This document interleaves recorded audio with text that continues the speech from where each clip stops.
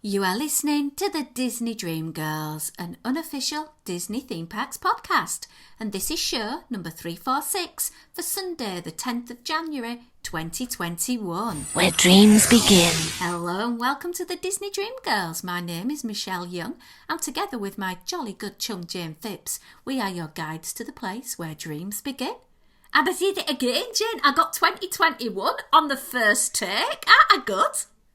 You're going to jinx yourself though, Michelle, aren't you? Because we always get it right the first couple of weeks in January, don't we?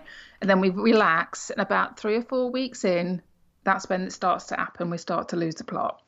Although to be technically, I think we've probably lost the plot already this year, haven't we? Yeah, I must admit I've not actually written the date yet, because normally it takes me till March to get my head round it's 2021. But obviously not being in school at the moment, so it probably will be September and I'll be still writing last year's date because I feel like somebody's stolen 10 months of my life. But I think we all, yeah. Hey ho, my lovely. We have got a jumbo-packed podcast for you this week, and our Patreon supporters are getting it a lot earlier so that they can enjoy our take on the world of Disney. And we're going to kick off this week with On This Day in Disney History. And I've got some cracking pieces, Jane. Okay. 10th of January 1941, the short Timber featuring Donald Duck was released. And if you hop on over to our website, DisneyDreamGirls.com, you will see I've embedded the little YouTube film of it. So pop on over and have a little click and a little watch. It's a very cute story. Moving now to 2001, Disneyland Paris welcomed its 100 millionth visitor, the Steffard family from Germany. I hope I pronounced their name right. Then back for, 5 years ago now, Inside Out won the Golden Globe for Best Motion Picture at the 73rd Annual Awards Ceremony. I cannot believe that was 5 years ago. I was just going to say 5 years. Wow, where's that gone? I know. It was like, oh my word, when I was reading it. And the next On This Day in History goes back a little bit further in history to the 12th of January 1628. Yes, I said that correct. 1628. Okay, I'm intrigued now what 1628 and Disney have got to do with each other. Well, you love the story of Cinderella and Sleeping Beauty, don't you, Jane? Yeah. Well, Charles Perrault was born in Paris, France, to a family of wealth and privilege. And in 1697, he published Tales and Stories of the Past with Morals. You'll be familiar with Cinderella, Sleeping Beauty, and there are so many more. And he is credited as the originator of the fairy tale genre.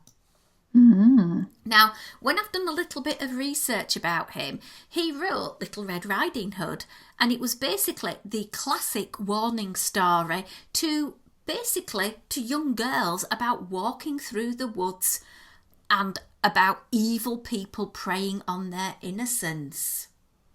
But it was basically, as I said, stories with morals. Originally, It was cautioning women and young girls about the dangers of trusting men. And it probably still stands true today. Well, true.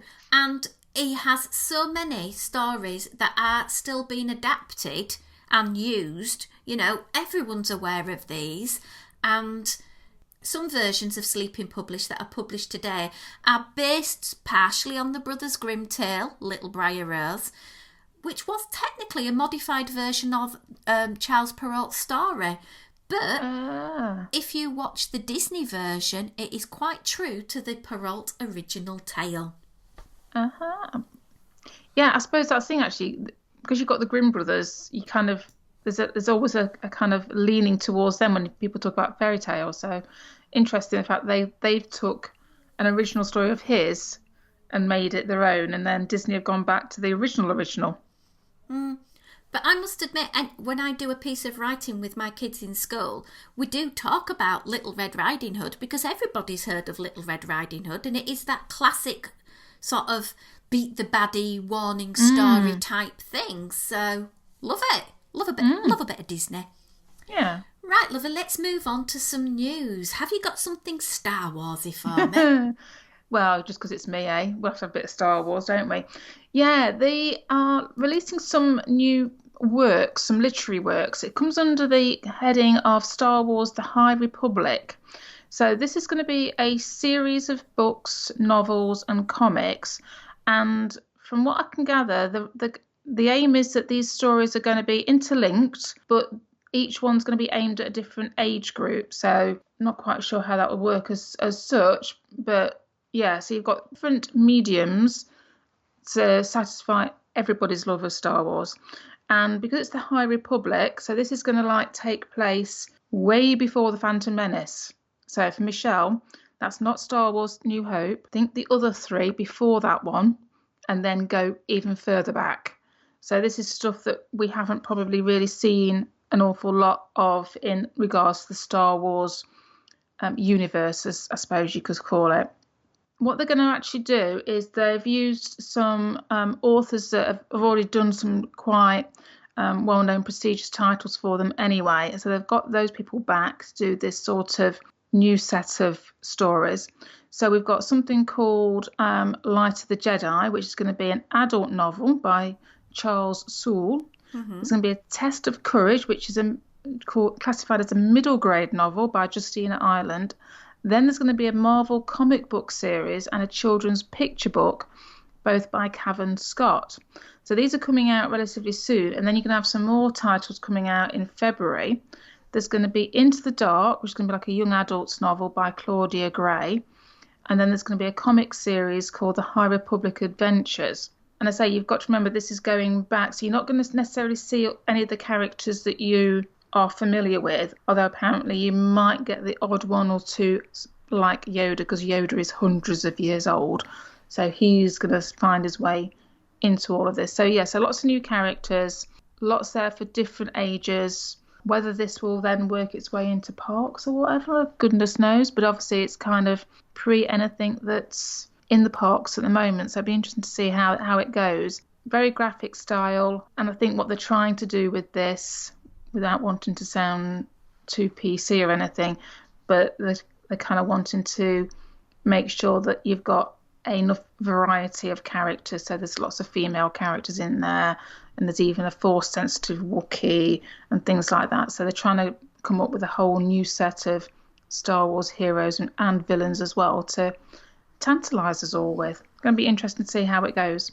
Sounds very exciting, and I know our friend Lewis from over there at Diz Down Under will be very intrigued to read that, because he's a bit of a comic person and a Star Wars person. So, yeah, I just hope it's going to be available all over the world rather than just in one little hub place. Yeah, I mean, I know that he's actually read quite a few of the comics that are out there at the moment, and you can download those ones digitally, so he's been able to read them on the iPad type of thing. So that will be I suppose that's going to be the thing, is we always say comics and we always think of, the little paper things, don't we? But actually, if they're there as a digital download, then hopefully that means that it is available to us all, no matter whereabouts we are. True. Brilliant. Well, my news is a little bit closer to Florida, to be honest, and it is the exciting news that Give Kids the World Village will be reopening on the 17th of January 2021. So if you're not familiar about Give Kids the World Village, it is an 89-acre non-profit resort in Kissimmee, Florida, that provides a week-long, cost-free wish vacation to critically ill children and their families from all around the world, not just Central Florida. And they can have so much put into their week, and the team at the resort work closely with the family to try and tailor the wish. You can have ice cream for breakfast if you have a particular character you like, etc.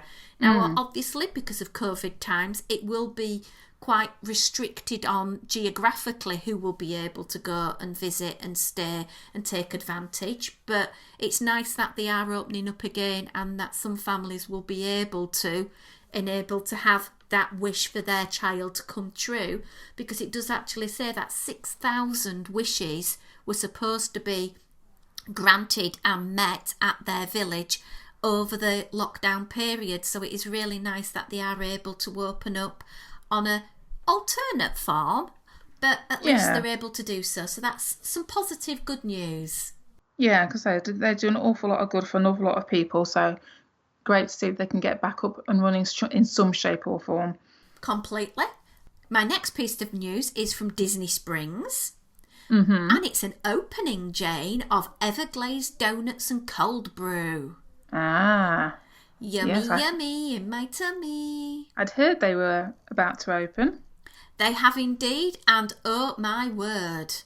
Oh my word, donut fan Michelle is going berserk because I've already decided I'm going to have a peanut butter explosion, which is chocolate iced donut, peanut butter chips, crushed Reese's cups, chocolate peanut butter frosting. Yummy, yummy. It's peanut butter though, Michelle. I know, but there is a cinnamon toast crunch one for you, Jane. Oh, okay then, that's fine. Or there is a maple double bacon. Ooh, maple and bacon. Yeah, it does sound really good. And the menu's quite intriguing as well because it has, the donuts as well. But you can also pick up a sandwich, you can pick up a cold brew. There's some spiked coffees. So perhaps, Jane, you would like a Mocolada mudslide, which is a cold brew, cream, chocolate syrup, coffee, rum, chocolate cordial, pina colada mix and whipped cream. Ooh, rum and pina colada. Right, lovely. I don't think you'll be going to any theme park after 16 ounces of that, do you? Probably not, no. That price point isn't so bad. It's $10, so I didn't think that was too ridiculous for a little bit of alcohol. Not bad. They do have a Reese's Nitro, which is a nitro cold brew, peanut butter and vanilla syrup, chocolate drizzle, crushed Reese's peanut butter cups, topped with peanut butter explosion donut. And that's a 24-ounce beverage. Oh, crikey. Yeah. Oh, I really want to... please, guys, if you're in the area, go pop down. Please let us know what it's like, because on the menu, it just sounds really good. Any more news for us this week, Janie? No, not really.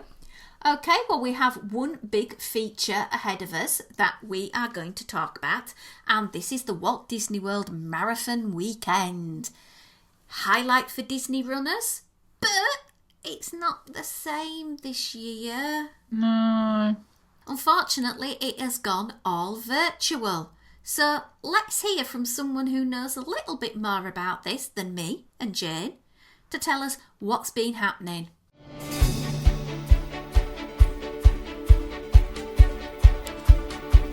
Wow! Great job, Mickey. That's a new PR. Hi, everyone. I'm Farron Kelly, Vice President of Run Disney. And just like you, Mickey and I have been preparing for the 2021 virtual Walt Disney World Marathon Weekend. Now, sure, we all know things are going to look a little bit different this year, but together, we're going to make it feel as magical as ever. I like to look at it this way. We've got folks running in all 50 states, so this year's race is actually bigger than ever. And no matter where you are, from Birmingham to Boston to Boise, we'd like to thank you for bringing the magic of Run Disney to your hometown. Please know that we're with you, today and always, and we support you in every magical step along the way. Now, I'd like to pause just briefly and tell you about our celebrated charity. For 25 years, Run Disney's partnered with the Leukemia and Lymphoma Society, the largest nonprofit dedicated to creating a world without blood cancers. We're honored to play a small part in their efforts. I'd also like to say a special thank you to Advent Health, Citizen, and all of our 2021 virtual Walt Disney World Marathon Weekend sponsors. None of this would be possible without them. And of course, it wouldn't be possible without you. Now, Mickey and I were thinking, a virtual race needs a virtual start, right? And what better time than right now? So without further ado, let's count down to the start of the 2021 virtual Walt Disney World Marathon Weekend. Ready, Mickey? All right, runners on your mark. 5, 4, 3, 2, 1, and go! Enjoy your races, everybody, and congratulations in advance. From Mickey Mouse and all of us at Run Disney, we hope to see you real soon, in person.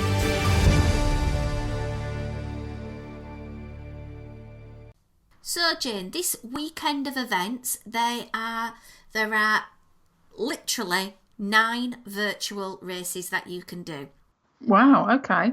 Starting with kids races, Yeah. $20. You'll get a nice bit of bling.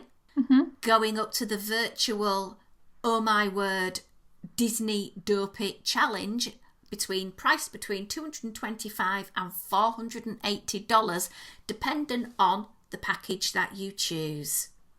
Wowzers. Yeah. Do you want to know what you get for that? I was just going to say, it's not cheap, this running malarkey, is it? Nope.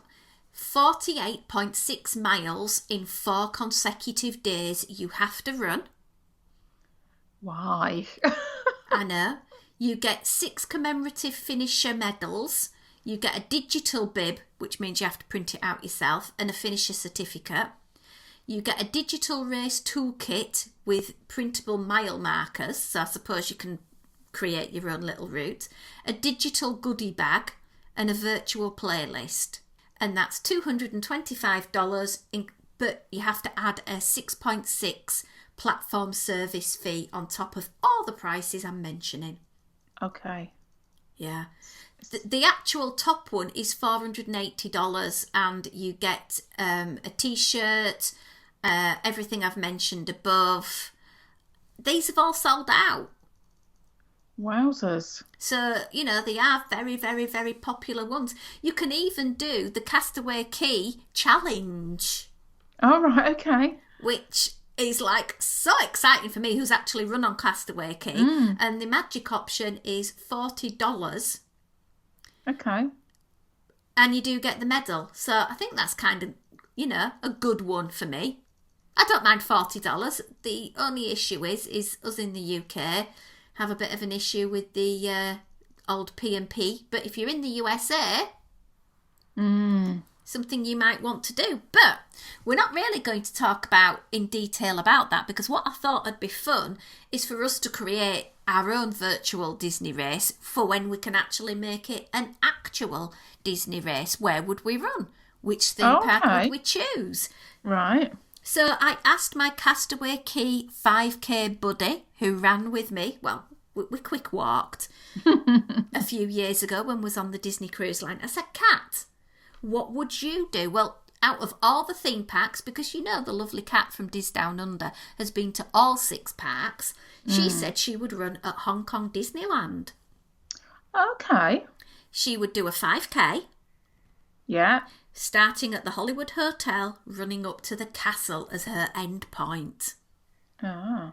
She would possibly have to add in a little bit of a detour to get it up to the 5K, so she said it would be nice to run along the waterside. And her theme would be based around Moana. Oh, right, okay, yeah. So that sounds really good. But I've got some more ideas for you. Okay. So I asked our lovelies over on our Disney Dream Girls podcast family, and the lovely Tracy Farley, literally, the minute I pressed send, she got back to me. Now, I love Tracy's take, and I think I could even persuade you to get involved with this one. Oh, go on then. She would include all 4 Walt Disney World parks, and she would nominate a ride from each park that you have to ride as part of your race.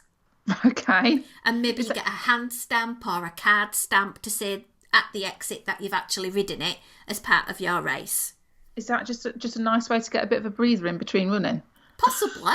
You see, for me, it'd be going through the Dole Whip stand or going through something where I could go get a snack. But if Tracy wants to go down the route of an attraction, you'd be going on It's a Small World, because it'll give you a long time for sitting down. I'm gonna say would you be able to pick your own attractions, or would there have to be specific ones? Because if you could pick your own, then I'd be going on the basis of which ones are the longer ones with the most air conditioning. Oh, so Carousel of Progress nap. Yeah. Have a little bit of a snooze. Yeah. Recharge your batteries. You could take a snack in with you, maybe. Ooh. I like that. Digressing back to Tracy's response. Oh, sorry. Tracy, yes. She said the medal would be a double spinner with each spinner showing the 2 rides, or the rides, whatever. Characters and music along the routes is always a help.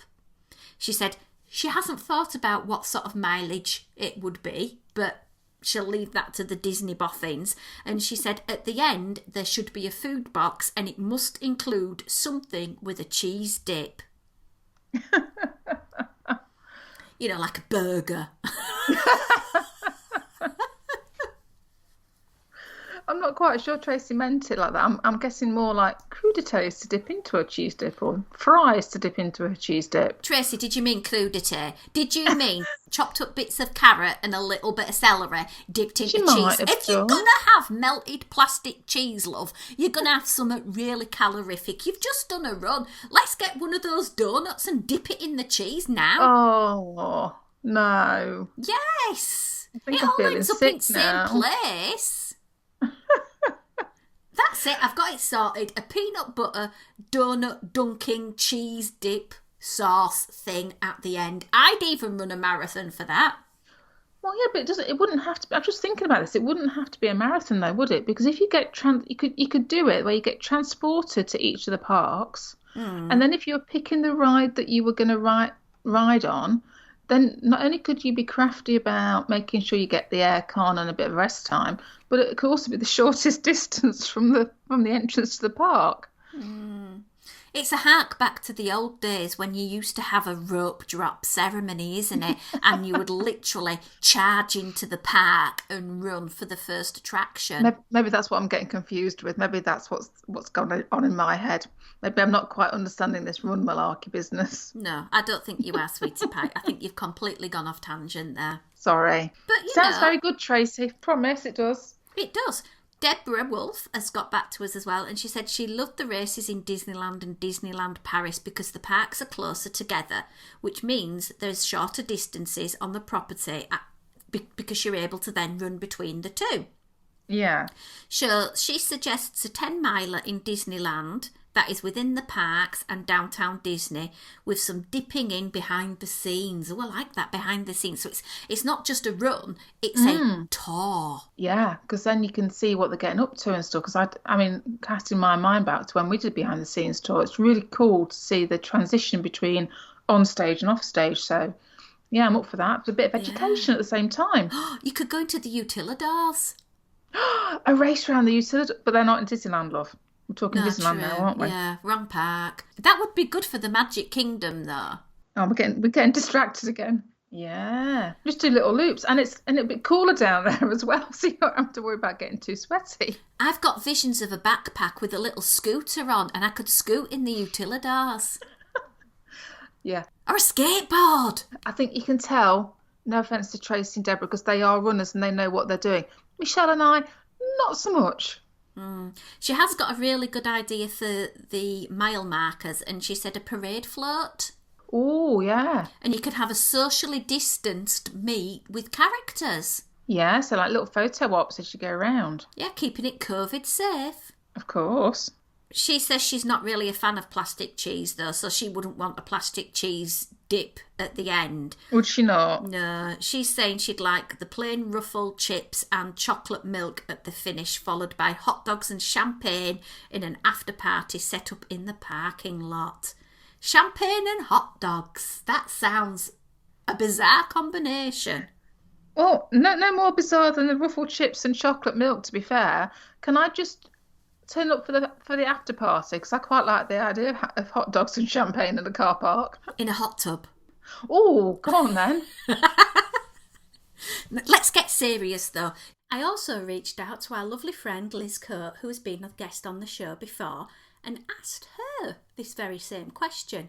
And she says her perfect run Disney event would be a 10K starting in Blizzard Beach, moving through Hollywood Studios and ending in Epcot. The timing would be later in the day, ideally to experience Hollywood Studios at dusk, good point there, and to finish at Epcot at night. So Spaceship Earth and the sparkly sidewalk would be greeting the runners as they made their way to the finish line. A special add-on, an option for DVC and annual pass members, could offer a post-race celebration in view of the fireworks with cocktails and snacks. You see, it's not the only person who thinks about running and food. The theming would be Dapper Day-ish, embracing the styles and pizzazz of old Hollywood and international flair. Characters would be the Fab Five, plus they would all be in their very best Hollywood and Riviera best, with medals to match. Oh, I like that one. Thanks for that one, Liz. Jane, if you were going to craft a race around the Disney property, where would you do it? Well, I don't know really, but I mean, Somewhere like the Far East, like Kat was saying, would be quite interesting because I'm not aware that they do anything like that out there. Am I wrong in that assumption? I don't know. No, I think you're right. So, running around somewhere like Disney Sea, which is a completely different environment to what we're used to, with our American parks and Disneyland Paris would be really cool. And I think I like the idea of whatever race you were doing, whether it could be solely in the park rather than, because I know there can be stretches, particularly say at Disney World when they're going between parks, where you're basically running on just straightforward, boring old roads, and there's not an awful lot to look at. So it'd be quite cool if the race itself could be just like laps of a theme park. So wherever you're running, it's always inside a theme park rather than having to deviate out. Obviously, it would have to be empty because otherwise trying to run through crowds would be a bit of a nightmare. I think I'm going to take mine out of the theme park. Oh, okay. It's not an excuse for shopping, is it, Michelle? No, actually, I hadn't even thought about doing a race between all the different Disney shops I like to go to, but that's given me some food for thought for the future, Jane. Sorry. The idea I had was going over to the Wilderness Lodge because it's beautiful. Yeah. And I know they do the Segway over there, the Segway tour Yeah. they used to do before COVID and all that lot. But I've always wanted to be able to go around the campground at Christmas and see all the wonderful decorations that people put together. So how about converting it into a Christmassy sort of 4:30 race? So it's dark or getting dark and you get to see all the beautiful decorations people have brought and you run around there and you finish off having some yummy food over at the Wilderness Lodge. Yeah. Well, that's just got me thinking as well, though, Michelle, because a lot of the hotels do actually have their own little running tracks, don't they? Well, I do remember you and Simon staying at the Wilderness Lodge and sending pictures to me of your little run track. Yeah, well, I mean, let's just clarify this, Michelle, because Janie no runny. Jane will go on nice long walks, and I walk at quite a nice pace. The runner in the family is the other half. And when we were there, he was getting up early to obviously beat the heat, and he did actually run from Wilderness Lodge to the campground and around and then back.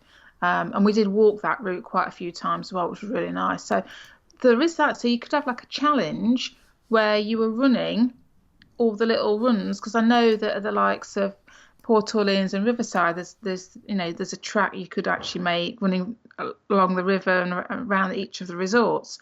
So there will be run tracks or jogging trails, I suppose they would be called, at each of the resort hotels. So maybe that's like, get them all done in a day or something like that, perhaps.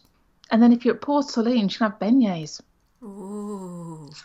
Did you notice we're talking about doing something that's a physical activity that's all very healthy, and we keep reverting back to things that you shouldn't really be eating if you're that health conscious? We see, my idea with Wilderness Lodge was to finish off at Trail's End at the campsites and have their brunch, which I think's $33 if it was open, but a special run thing. And you get like Mickey waffles, you get eggs Benedict, you get your smoked salmon, you get your smoked turkey, you get lamb, you get shrimp, you get all sorts of baked cookies and cobblers and a self-serve ice cream bar. Oh my word. Yummy in my tummy. I suppose by having this tempting food at the end of your run, it's like a bit like the carrot at the end of the stick, isn't it? At least it's something to aim for. Carrot donkey always works. And I think that's the whole idea between these Disney races, is that you're going out, you're going to keep fit, and at the end of it you can claim your medal. Yeah. But obviously my thing would be, I don't like the idea of just paying the money and getting the medal and not doing the race, because every time I'd look at the medal it would be like, you didn't earn me, you didn't run, you've just paid for me. But that's just me. I do know there are people out there who just like the medals. No, I think if you're going to do it, then I'd be wanting to do it properly, or as properly as I could do it. And I've heard of people buying them off eBay. Oh, that's just cheating. I think my best favourite Disney medal, though, has to be the Castaway Cay one because it's free. And how often do Disney throw in a Disney medal that costs nothing? Okay, the cruise costs $10 billion, but the actual medal is free. Yeah, this is where I feel that if you could see me, I'd be going free, and of course I'd be making the air quotes sign at this point, Michelle. Well, my commiserations to anyone who had a fantastic trip planned around this Walt Disney World Run weekend, because I know we've tried to make light of it, but I know when you've trained for an event and put your heart and soul into it and you're not able to go and do it because they're not able to put these events on in a COVID safe manner, I hope that the virtual side of things is some comfort for you. Yeah, it's a shame, isn't it? Because these things are things that people will look forward to year on year, and you know, and part of it is can you get the place, and then looking forward to seeing what the medals are going to be with all the Run Disney events, because they do an awful lot of different ones. I know people like to do the Star Wars ones where they do both coasts, and you know, and there's lots of stuff out there, and they'll coincide them with different festivals and things. So it is a shame that there's been so many of these that have now been missed over the last 9 or 10 months. So all we can do is keep our fingers crossed that sooner rather than later we can get back to enjoying these type of events again. Yeah. And light is at the end of the tunnel. We keep on saying it is there. We hope so. Right, my lovelies. Well, thank you for listening to this week's podcast. We hope you've enjoyed it. Don't forget to pop on over to our website, DisneyDreamGirls.com, where you'll find that video clip and some pictures and some show notes. You can always find past shows available to you on our website or on whatever podcast listening app you use. If you wish to support the show financially, why not pop on over to patreon.com and you will find lots of exclusive audio content just for our supporters over there. And we'll be shortly recording a show all about the Festival of the Arts. So why not check it out? patreon.com/Disney Dream Girls. You can find us on Instagram and Twitter, where we share our Disney-driven life at Dis Dream Girls. But until next week, it's a goodbye from me. And it's goodbye from me.